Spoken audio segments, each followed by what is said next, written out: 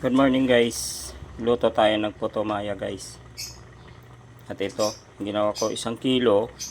Tapos lagyan mo ng yung ginata na isang buong nyog. Gatain mo. Tapos lagay mo lang dito. Tapos halo-haluin lang natin guys. Iba ang saing nito kasi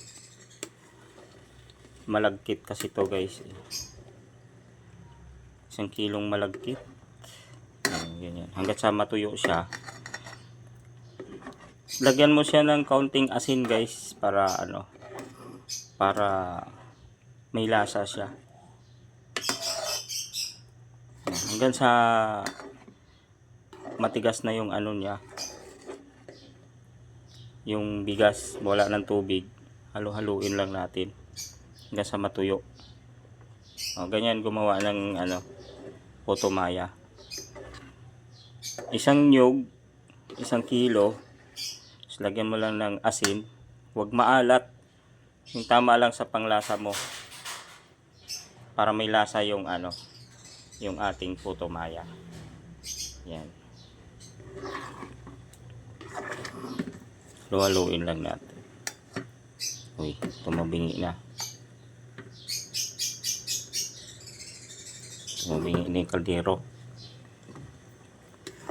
Yan. Hanggang sa matuyo guys.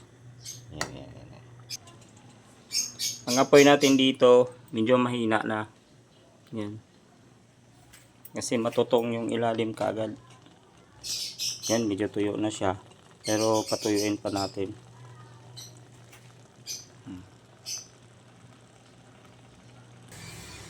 Alright guys, yung ganito na yung texture niya. Yan. Yan, wala na talagang basa. Hindi na siya basa. Yan o. Sahan natin to painin guys, yung mahinang apoy. Palutuin natin siya sa mahinang apoy. Yan. Set natin sa mahinang apoy.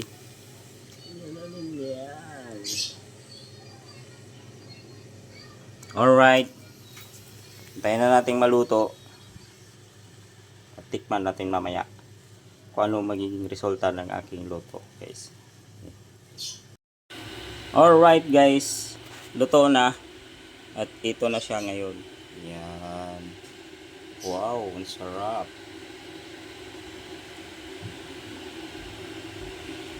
Ang totoong pares nito guys ay chocolate. Kasi wala akong chocolate dito. Kape na lang tsaka gatas. Alright, kakain na kami guys. Guys, ito na. Kakain na tayo. Sama natin si Francis. Si Francis, ang pares niya ay champion. Yung malt, rice malt. Ito yung yung para siyang Milo. Ako naman, kape lang. Kape blanca. At si Mrs. ay gatas. Ito mga ka-wonder. Galing to siya sa naglalangis. Naglangis kasi si Mrs. Tapos ito yung ano ba tawag nito, Day? Mamok kasi sa amin yun. Ha? Mamok tawag sa amin. Galing siya sa latik. Latik yan. Yan ang latik. Oh, latik. Hindi ko kasi alam, guys. Tubong Bisaya. Tubong Bisaya, nagtagal sa Maynila. Alright guys, kain tayo. Tikman natin natin.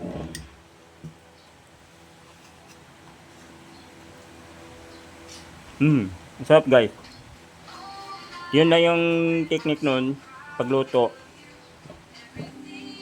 Uso to sa amin sa Negros, Gihorngan. Pumunta ka lang sa bayan. Right, iharap ko yung camera. Right guys, ganun ang gagawin guys. Ito pala, uso to sa amin. Tapos ang pares ng nito, pinaka talaga ay chocolate. Ang sarap. Try nyo guys. Pinaka simple lang siyang lutuin para lang siyang magsaing ka. Pero iba siya. halu-haluin mo muna siya hanggang sa mawala yung gata. Mawala yung gata. Pag natuyo na siya, saka mo siya painin. Sarap.